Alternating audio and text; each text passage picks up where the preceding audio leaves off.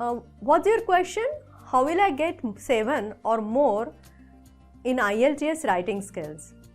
Okay, here is one tip. Follow the criteria for writing skills diligently. What is that criteria? One is task accomplishment. Task accomplishment is the word limit as well as answering all parts of the question. Second, lexical range. Vocabulary. Use synonyms or alternate language to convey your message. Third, grammar and grammatical range. You should be grammatically accurate to write as well as have different kind of sentence structures. Fourth, cohesion and coherence. That's of course the flow of your language.